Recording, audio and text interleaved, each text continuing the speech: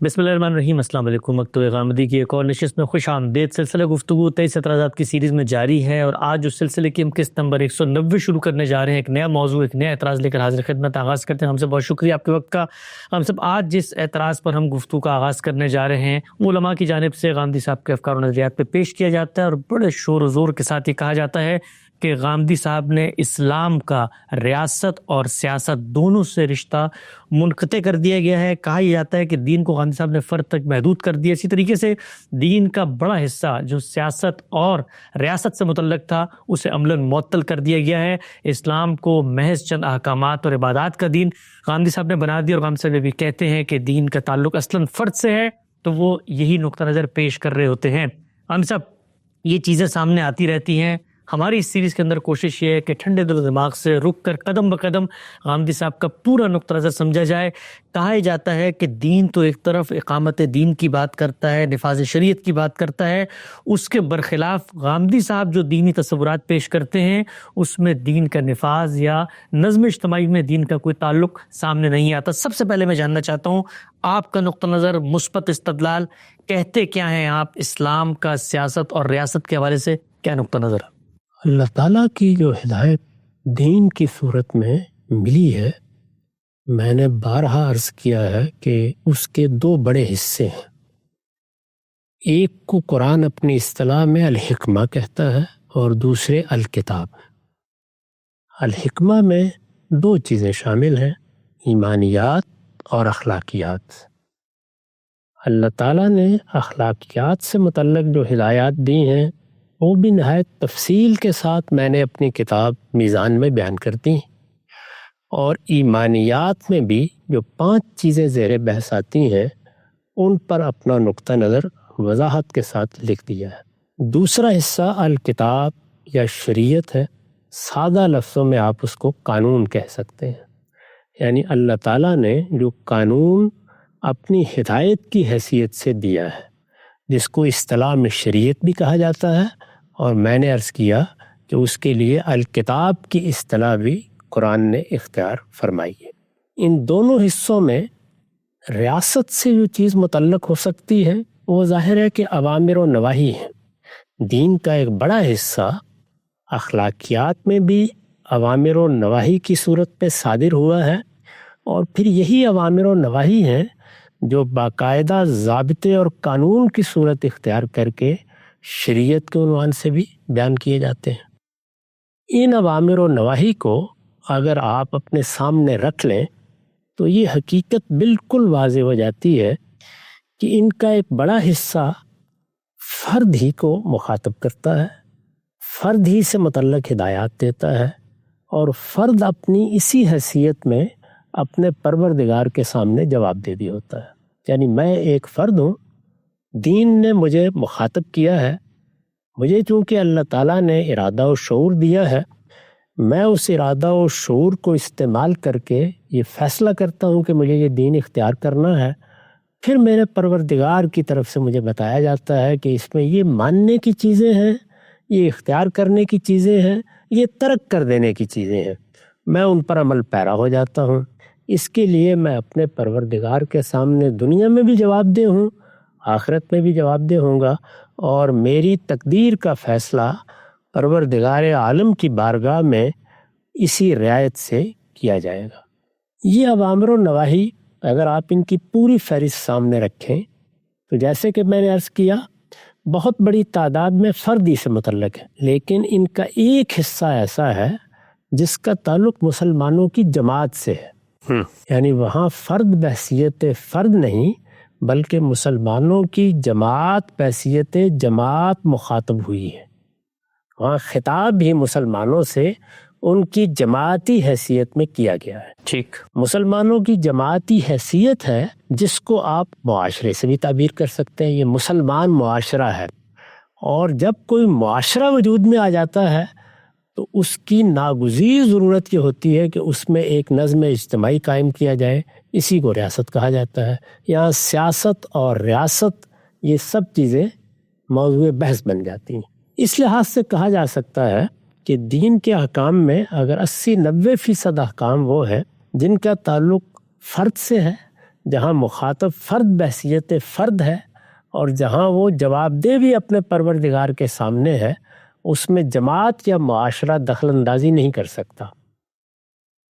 اسی اسلوب پر ظاہر ہے کہ جو 8-10% احکام ہے ان کا تعلق معاشرے سے ہے، جماعت سے ہے، وہاں فرد بحیثیت فرد مخاطب نہیں ہے، افراد بحیثیت جماعت مخاطب ہے۔ ٹھیک، یعنی وہاں بھی مخاطب فردی کو کیا جا رہا ہے، لیکن اس کی وہ حیثیت مخاطب ہو گئی ہے جس میں وہ جماعت کے ایک جزء کے طور پر زندگی بسر کرتا ہے۔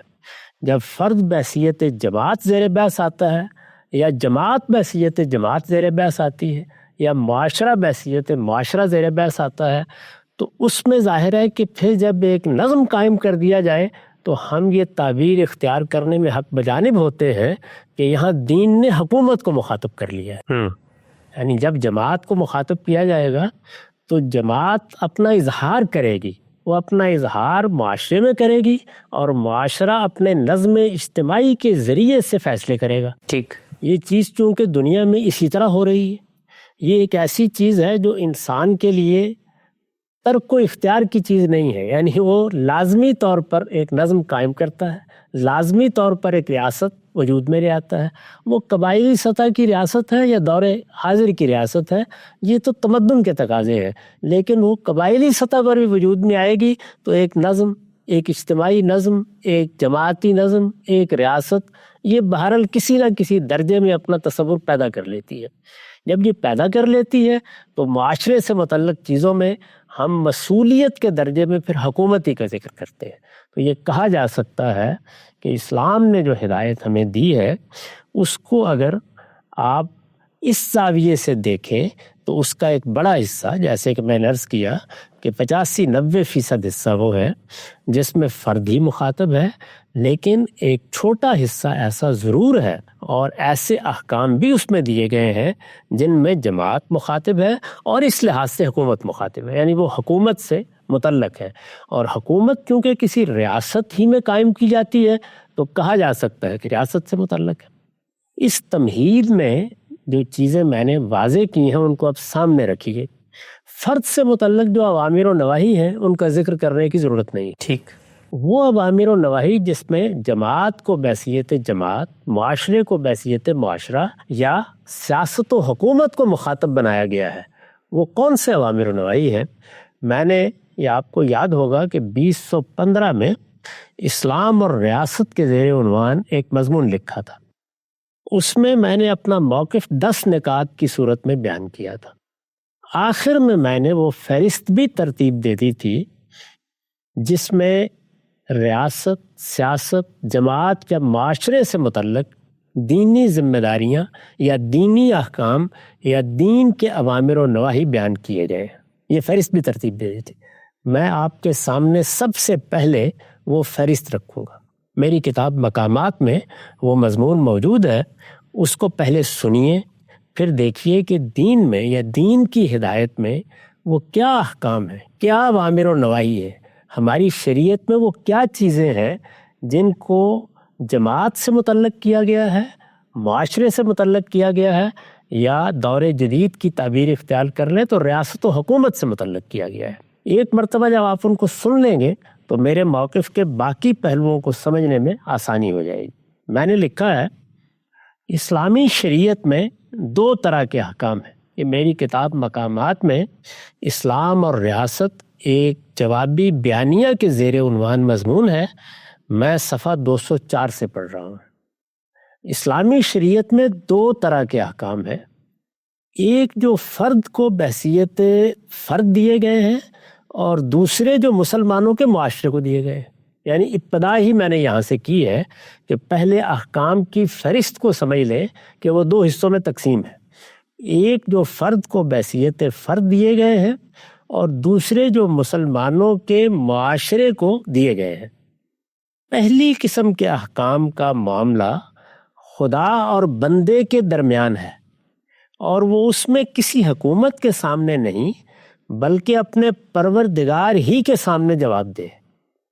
پہلی قسم کے احکام جس میں فرد بحیثیت فرد مخاطب ہے، لہٰذا دنیا کی کوئی حکومت اسے مثال کے طور پر، یہ چند مثالیں ہیں، لہٰذا دنیا کی کوئی حکومت اسے مثال کے طور پر روزہ رکھنے یا حج و عمرہ کے لیے جانے یا ختنہ کرانے یا مونچھیں پست رکھنے، اور وہ اگر عورت ہے تو سینہ ڈھانپنے، زیب و زینت کی نمائش نہ کرنے یا اسکارف اوڑھ کر باہر نکلنے کے لیے مجبور نہیں کر سکتی۔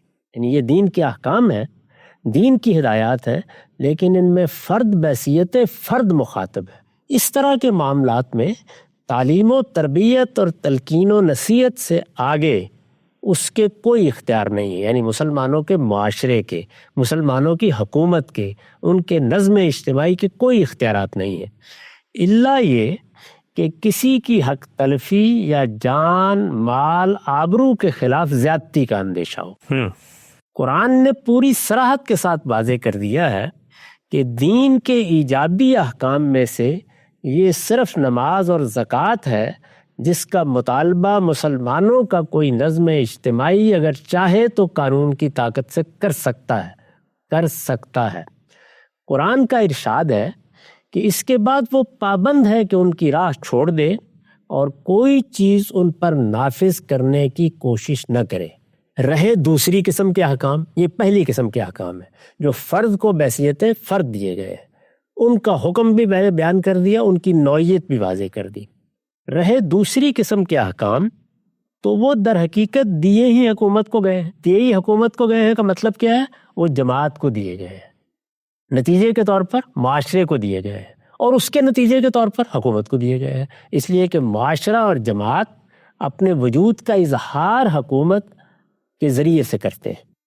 رہے دوسری قسم کے احکام تو وہ در حقیقت دیے ہی حکومت کو گئے ہیں، اس لیے کہ اجتماعی معاملات میں وہی معاشرے کی نمائندگی کرتی ہے۔ اس لیے یعنی کیوں کہا جائے گا کہ حکومت کو دیے گئے ہیں؟ اس لیے کہ اجتماعی معاملات میں وہی معاشرے کی نمائندگی کرتی ہے۔ علماء ارباب حل و عقد سے، یعنی جو مسلمانوں کے حکمران ہیں، جو ان کی اجتماعی ذمہ داریاں انجام دے رہے ہیں، ان کی سیاست کا نظم سنبھالے ہوئے ہیں، ہمارے یہاں اصطلاح میں ان کو ارباب حل و عقد کہا جاتا ہے۔ علماء ارباب حل و عقد سے ان پر عمل کا مطالبہ کریں تو یقیناً حق بجانب ہوں گے۔ یعنی کن چیزوں کا مطالبہ کریں؟ ان اوامر و نواہی کا جو دیے ہی حکومت کو گئے ہیں، دیے ہی معاشرے کو گئے ہیں۔ علماء ارباب حل و عقد سے ان پر عمل کا مطالبہ کریں تو یقیناً حق بجانب ہوں گے، اور اپنے منصب کے لحاظ سے ان کو کرنا بھی چاہیے، مگر یہ شریعت پر عمل کی دعوت ہے، نفاذ شریعت کی تعبیر اس کے لیے بھی موضوع قرار نہیں دی جا سکتی۔ اچھا، یعنی علماء جب مطالبہ کریں گے تو وہ اصل میں کیا مطالبہ کریں گے؟ نفاذ شریعت کی تعبیر اختیار نہیں کریں گے، حکمرانوں سے دین کے ان احکام پر عمل کا مطالبہ کریں گے جو حکمرانوں ہی کو دیے گئے ہیں۔ یہ دوسری قسم کے احکام درج ذیل ہے۔ اب وہ احکام سنیے۔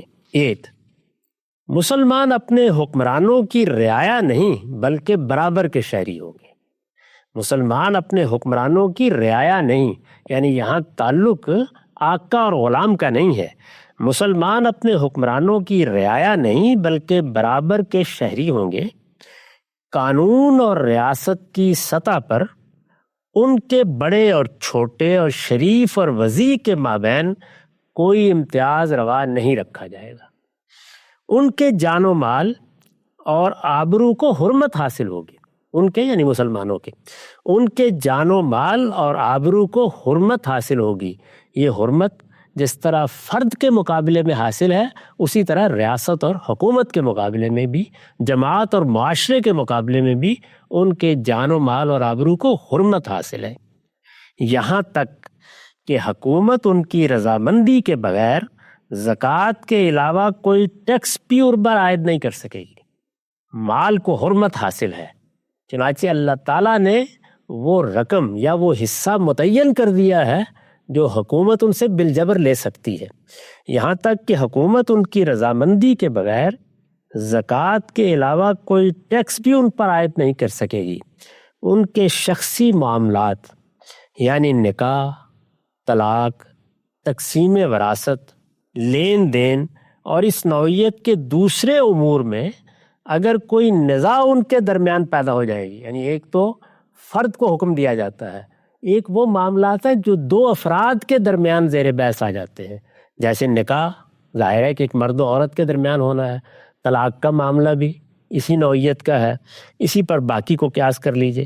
اس نوعیت کے دوسرے امور میں اگر کوئی نزاع ان کے درمیان پیدا ہو جائے گی تو اس کا فیصلہ اسلامی شریعت کے مطابق ہوگا، یعنی عام حالات میں تو لوگ عمل کریں گے جس چیز کو وہ درست سمجھتے ہیں، لیکن نزاع پیدا ہو جائے تو پھر حکومت کی ذمہ داری ہے کہ ان کا فیصلہ اسلامی شریعت کے مطابق کرے۔ روز و شب کی نمازوں، ماہ رمضان کے روزوں اور حج و عمرہ کے لیے انہیں تمام ضروری سہولتیں فراہم کی جائیں گی۔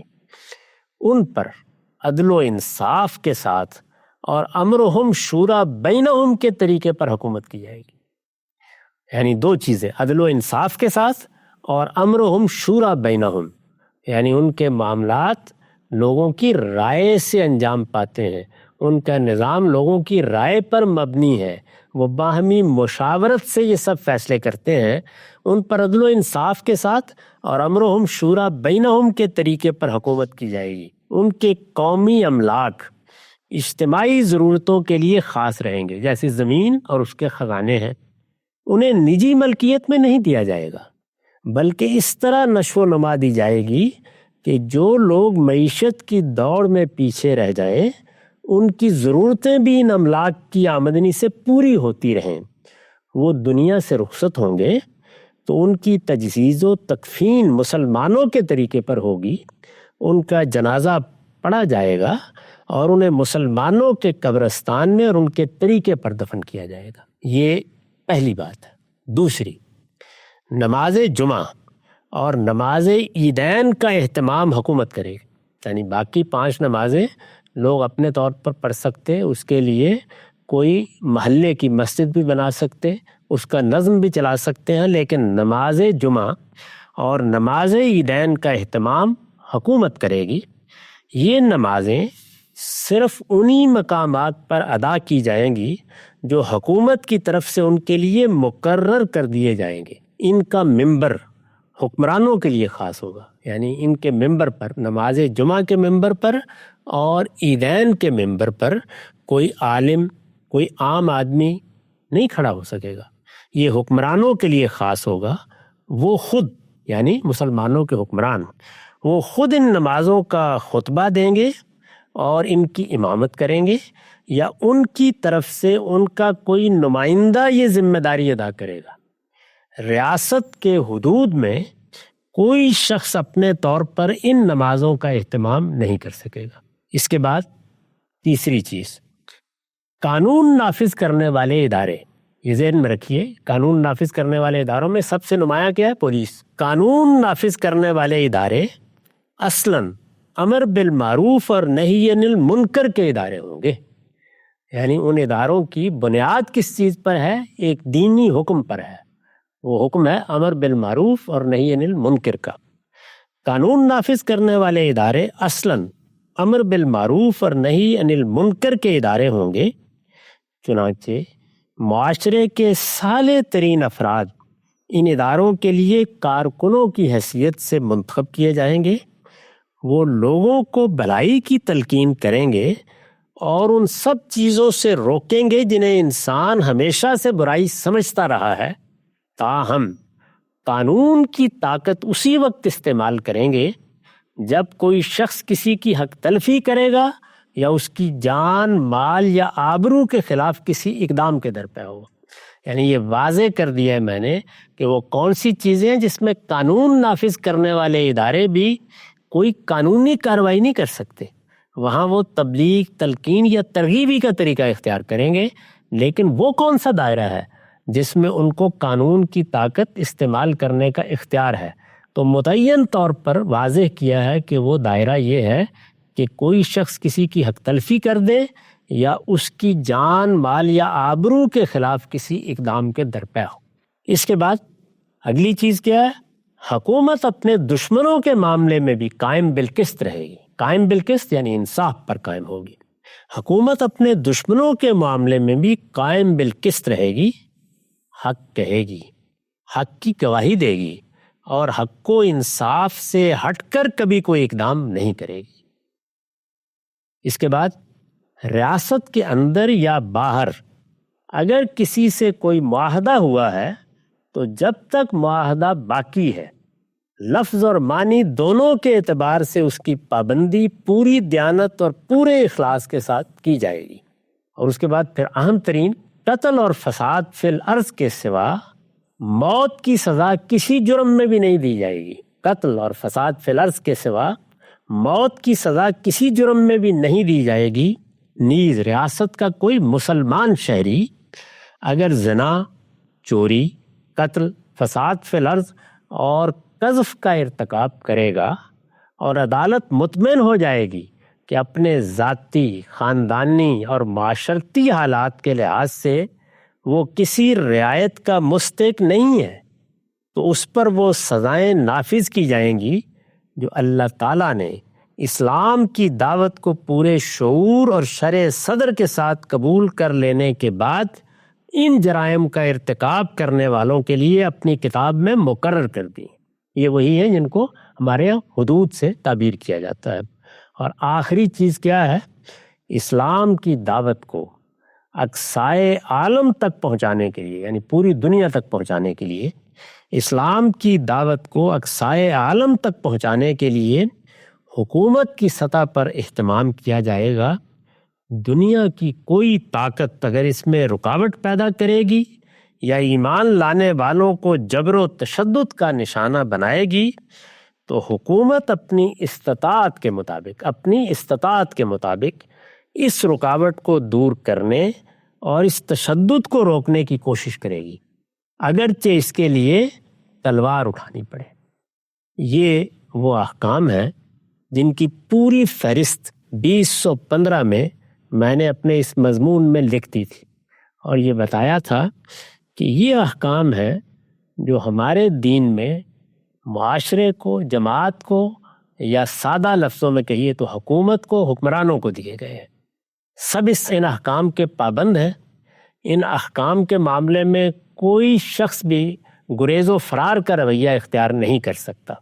احکام کی یہ فہرست سامنے رکھیے اور پھر دیکھیے کہ کیا کوئی چیز ایسی باقی رہ گئی ہے جو دین میں بیان ہوئی ہو اور وہ ریاست سے متعلق ہو اور میں نے اس کو اس فہرست میں شامل نہ کیا ہو۔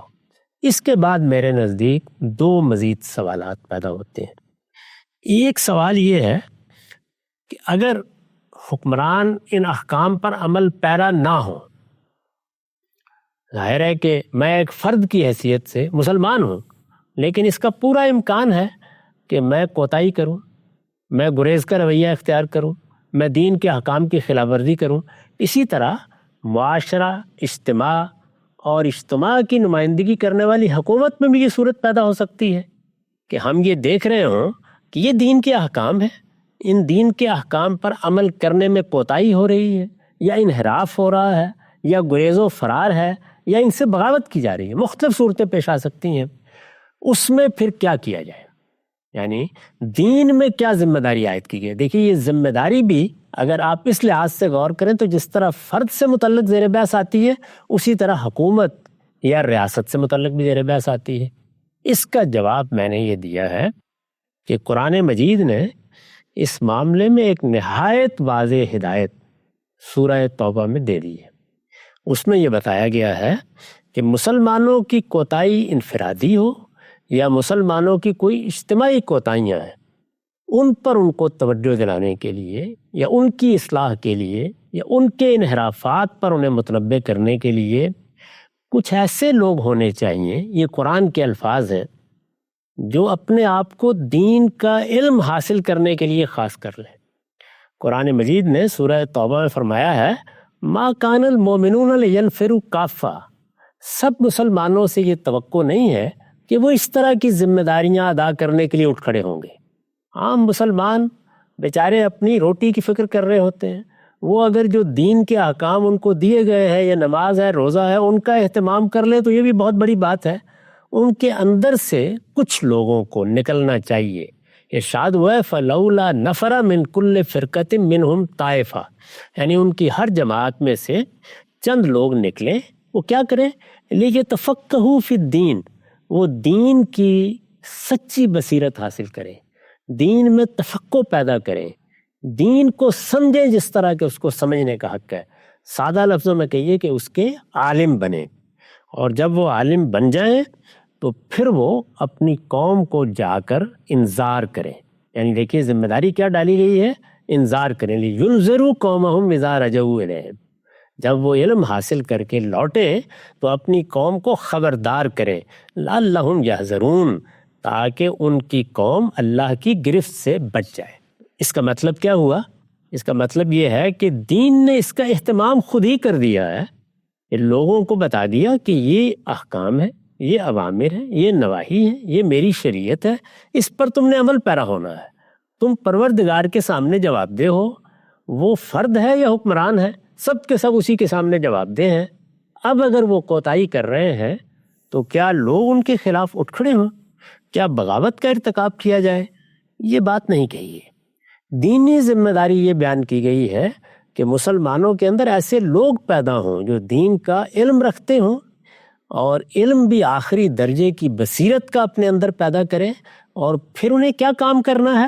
خبردار کرنے کا کام، انذار، جو پیغمبروں کی ذمہ داری ہے۔ چنانچہ میں نے پھر اس مضمون کے آخر میں اس کو بیان کیا ہے، وہ بھی سن لیجئے، اس سے پورا موقف سامنے آ جائے گا، اور یہ واضح ہو جائے گا کہ اس معاملے میں نے جب یہ فہرست بیان کی تھی تو اس کے اس پہلو کو بھی بیان کر دیا تھا۔ میں نے لکھا ہے نظم شریعت سے متعلق یہ شریعت کے احکام ہے، یہ اس فہرست کے بعد بیان کیے۔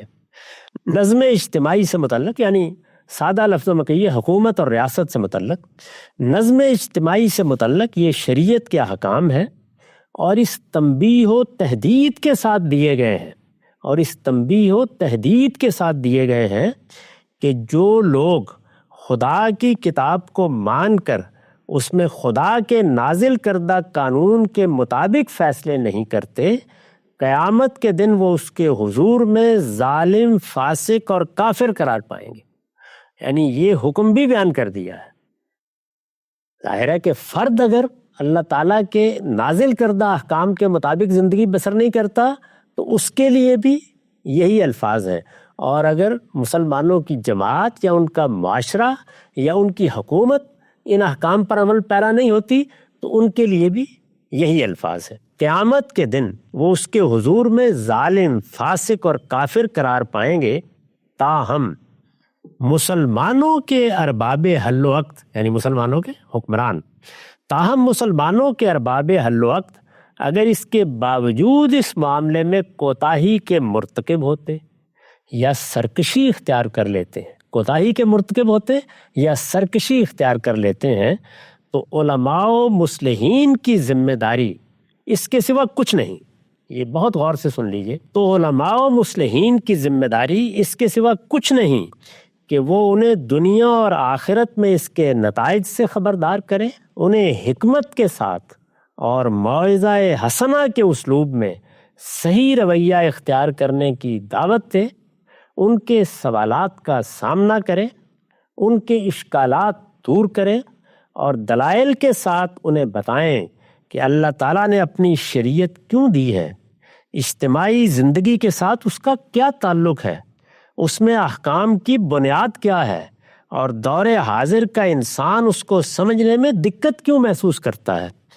اس کی تفہیم و تبیین کے لیے، یعنی اللہ کی شریعت کی تفہیم و تبیین کے لیے، اس کی تفہیم و تبیین کے لیے ایسے اسالیب اختیار کریں جن سے اس کی حکمت، یعنی شریعت کی حکمت، معنویت اور اس کے مقاصد ان پر واضح ہوں، اور ان کے دل و دماغ پورے اطمینان کے ساتھ اسے قبول کرنے اور اس پر عمل پیرا ہونے کے لیے تیار ہو جائیں۔ قرآن میں ان کا منصب، کن کا منصب؟ علماء کا، مصلحین کا۔ قرآن میں ان کا منصب دعوت و انذار بتایا گیا ہے۔ دعوت و انذار، دعوت کسی چیز کی طرف بلانا، انذار خبردار کرنا۔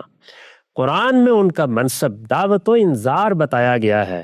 وہ اپنی قوم اور اس کے ارباب حل و عقد کے لیے داروغہ نہیں بنائے گئے کہ اپنے پیروکاروں کے جتھے منظم کر کے بندوق کے زور پر انہیں شریعت کا پابند بنانے کی صحیح کرے۔ یہ میرا پورا موقف ہے، یعنی وہ کیا احکام ہیں، ان کا کیا تعلق ہے، ان کی کیا فہرست ہے، ان کے بارے میں کیا ذمہ داریاں حکمرانوں پر عائد ہوتی ہیں، ان کی خلاف ورزی پر اللہ تعالیٰ نے کیسی تنبیہ و تحدید فرمائی ہے، اور اگر کوتاہی ہو رہی ہے یا سرکشی ہے تو پھر اس کے لیے کیا کرنا چاہیے۔ آخری سوال چند جملوں میں اس کا جواب دیتا ہوں، وہ یہ ہے کہ اگر علماء اس کام کے لیے اٹھیں گے، علماء اپنی یہ ذمہ داری انجام دیں گے، تو کیا عوام پر بھی اس کے لحاظ سے کوئی ذمہ داری عائد ہوتی ہے؟ یعنی براہ راست تو کوئی ذمہ داری نہیں ہے، لیکن ان کی اٹھنے کے بعد کوئی ذمہ داری عائد ہوتی ہے؟ اس کا جواب بھی میں نے دیا ہے، اور یہ بتایا ہے کہ اس طرح کے تمام معاملات میں عوام کی ذمہ داری کے لیے قرآن کی تعبیر یا قرآن کی اصطلاح کیا ہے؟ نصرت۔ یعنی اللہ کے دین کو ضرورت پڑ گئی، کسی اللہ کی مخلوق کو ضرورت پڑ گئی، اور اللہ چاہتا ہے کہ اس کی مدد کی جائے، تو اس میں لوگ اٹھیں اور اپنی استطاعت اور اپنی حد وسع تک جو کچھ کر سکتے ہیں خدمت کریں۔ یعنی لوگوں کا کام براہ راست اٹھنا نہیں ہے، اگر علماء یہ ذمہ داری انجام دیں اور انہیں یہ ضرورت محسوس ہو کہ لوگ ان کے ساتھ مدد کے لیے آئے، ان کا ہاتھ بٹائیں، تو پھر لوگوں پر بھی یہ ذمہ داری عائد ہو جاتی ہے کہ وہ دین کی نصرت کریں۔ اس کے لیے جو اصطلاح قرآن نے اختیار کی ہے وہ نصرت ہے۔ میں نے جب دین کی وضاحت کی ہے اور اپنی کتاب میزان میں وہ باب لکھا ہے جو دین حق کے عنوان سے اس کا دوسرا مقدمہ ہے، وہاں ایمان کے تقاضے بیان کیے ہیں۔ دیکھیے اس میں جو آیت نقل کی ہے وہ سورہ صف کی 14 آیت ہے۔ وہ آیت یہ ہے، یا ایھا الذین آمنوا کونوا انصار اللہ کما قال عیسی ابن مریم للحواریین من انصاری الی اللہ قال الحواریون نحن انصار اللہ۔ ایمان والو اللہ کے مددگار بنو، جس طرح عیسیٰ ابن مریم نے حواریوں سے کہا تھا کون اللہ کی راہ میں میرا مددگار بنتا ہے؟ حواریوں نے جواب دیا ہم اللہ کے مددگار ہیں۔ اس کی میں نے وضاحت کی ہے، سلف و خلف میں دین کی حفاظت، بقا اور تجدید و احیاء کے جتنے کام بھی ہوئے، ظاہر ہے کہ یہاں بھی دین کی حفاظت ہے یا بقا ہے یا اس کا تجدید و احیاء زیر بحث ہے۔ دین کی حفاظت، بقا اور تجدید و احیاء کے جتنے کام بھی ہوئے ہیں، یعنی اس کو زندہ کرنے کے، ایمان کے اسی تقاضے کو پورا کرنے کے لیے ہوئے ہیں۔ کون سا تقاضا؟ نصرت کا تقاضا۔ امت کی تاریخ میں زبان و قلم، تیغ و سنا اور درہم و دینار سے دین کے لیے ہر جد و جہد کا ماخذ یہی نصرت ہے۔ قرآن کا مطالبہ ہے کہ ایمان کا یہ تقاضا اگر کسی وقت سامنے آ جائے تو بندہ مومن کو دنیا کی کوئی چیز بھی اس سے عزیز تر نہیں ہونی چاہیے۔ یہ قرآن مجید نے سورہ توبہ کی آیت 24 میں بیان کر دیا ہے۔ نصرت یعنی دین کے معاملے میں مددگار ہو کر کھڑے ہو جانا۔ یہی مطالبہ رسالت مآب نے صحابہ سے کیا تھا، یہی مطالبہ ہمیشہ عام لوگوں سے ہوگا، لیکن اقدام کسے کرنا ہے؟ علماء کو۔ اور اقدام کیا ہے؟ انذار۔ یہ پوری بات ہے جو میں نے آپ کے سامنے رکھ دی۔ اب میں اعتراضات کے لیے حاضر ہوں۔ ٹھیک، آنسر نقطہ بالکل واضح ہوتا ہے کہ نظم اجتماعی، ریاست کہیے، سیاست کہیے، مسلمانوں کا اجتماع کہیے، قومی حیثیت میں جو اللہ کی منشا ہے، جو اوامر ہیں، کیا وہ ہیں؟ غامدی صاحب اس کا اقرار کرتے ہیں، وہ کون کون سے ہیں، اس کی پوری فہرست بنا کر پیش کرتے ہیں، اور یہ بھی بتاتے ہیں کہ اگر اس پر عمل درآمد نہ ہو تو اس صورت میں مسلمانوں کی کیا ذمہ داری ہے۔ ایک پورا کا پورا جامع، مرتب اور منظم لاہ عمل ہے جو اسلام اور ریاست کے حوالے سے غامدی صاحب رکھتے ہیں۔ ہم سب اس کو سننے کے بعد جو سب سے پہلا سوال ذہن میں پیدا ہوتا ہے وہ یہ کہ یہ جو تقسیم آپ نے کی ہے ان احکامات کی، اور یہ فرمایا ہے کہ اسلام میں بعض احکامات فرد کو بحیثیت فرد دیے گئے ہیں اور بعض جو ہیں وہ معاشرے کو بحیثیت معاشرہ یا نظم اجتماعی کی دیے گئے، یہ فرق آپ نے کیسے کیا؟ کیا اس فرق کو ہمارا جو علم ہے، ماضی کی تراث ہے، امت کی علمی روایت ہے، قبول کرتی ہے؟ کیا وہ یہ سمجھتی ہے کہ اسی طرح سے دو نوعیتوں کے الگ الگ احکامات ہونے چاہیے؟ اس کو ہم زیر بحث لائیں گے. وقت اب ختم ہوتا ہے. دوبارہ حاضر خدمت ہوں گے. اب تک آپ کا بہت شکریہ.